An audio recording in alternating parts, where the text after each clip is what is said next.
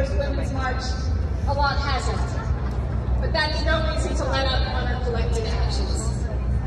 Predators who previously enjoyed immunity and the ability to hurt and destroy all people's opportunities to work in safe and fair environments are historically being brought to justice.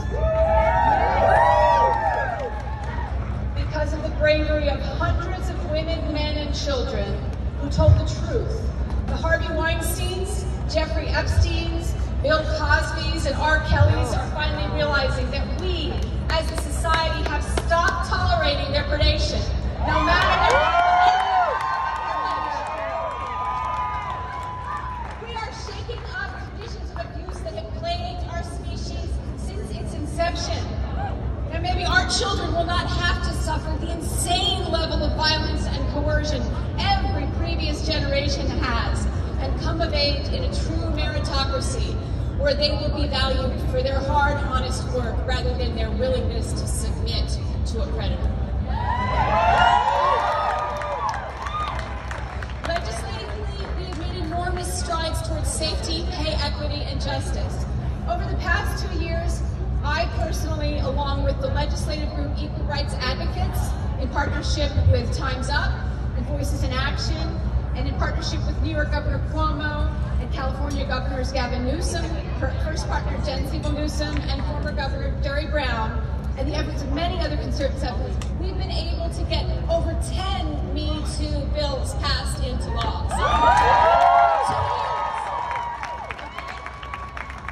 They go a long way towards beginning to right the wrongs that plagued so many for so long. We've extended statutes of limitations for rape or eliminated them, for sexual harassment claims, banned the use of legal practices that made justice and fair employment almost impossible for people seeking redress in the workplace. We've educated and empowered a knowledgeable workforce, aware of their rights, who can have each other's backs, all standing together.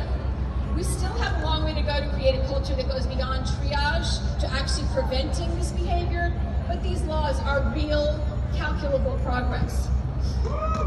When the Me Too movement was founded by the groundbreaking, incredible Tarana Burke in 2007, she's our angel, our godmother, and a personal, dear support, I have to say, for all of us.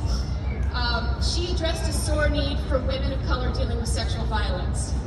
When the Me Too movement exploded anew in 2017, we understood that the vulnerability to sexual violence is universal, that we are all united in our opposition to it, and that sisterhood and that brotherhood runs deep across all racial, ethnic, gender identification, sexual preference, socioeconomic, age-based, political, and religious divides. We are all vulnerable.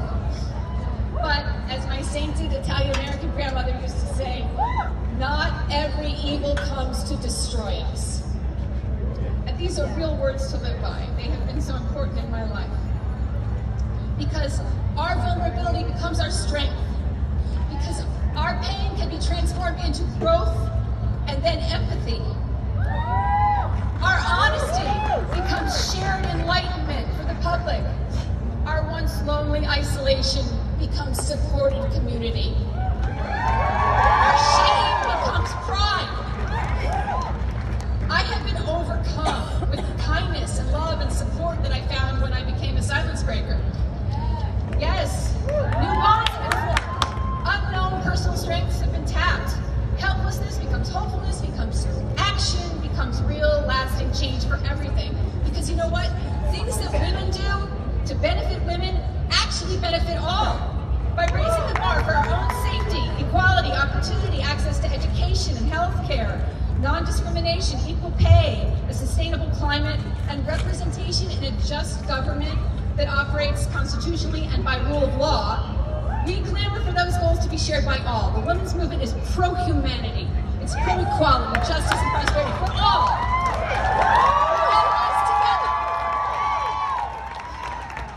We still have a long way to go. One great step forward would be the full passage of the ERA, which Virginia just ratified. It would be a codified, permanent acknowledgement of our full humanity and shared rights in this society in the United States of America. We have to make this happen in our lifetimes. We have unprecedented numbers of women in government, even as we see our leadership slide perilously towards a constitutional crisis, where corruption and the naked ambition of a racist, accused rapist, wannabe monarch are warping the shape of what we purport ourselves to be as a nation and threatening global security. The urgency of our coming out in the greatest numbers to vote have never been more dire.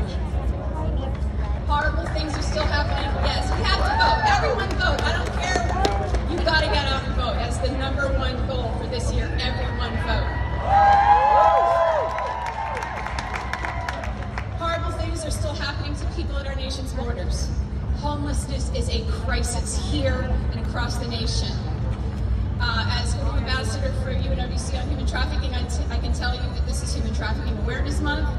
It's a scourge that continues to grow, decimating the lives of millions of people across the globe and here at home on our own shores.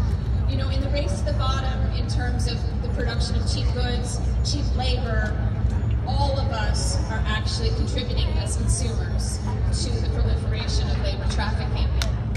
And we have to try and make informed decisions as consumers at our point of purchase to say, where is this coming from? Am I destroying a life by buying this great cheap thing?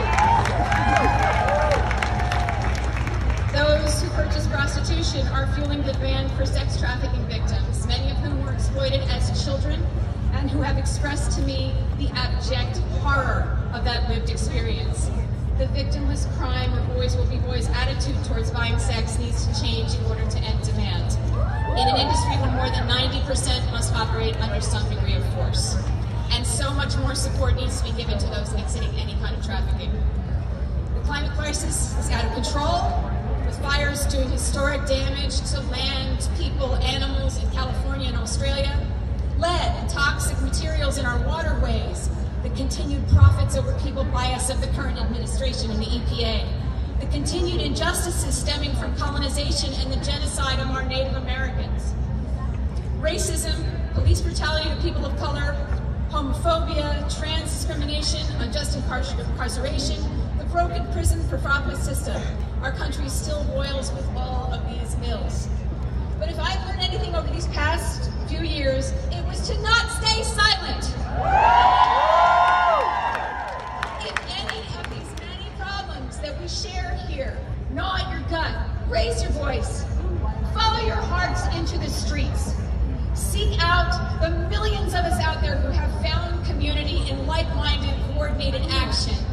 Take those special skills, those trainings that only you have, and take that honest, heartfelt call to action and go out and find a way to apply it. You will achieve results. It really works. Use that empathy, that love, and that fire to set things right, because together we can and we will change things. Join us.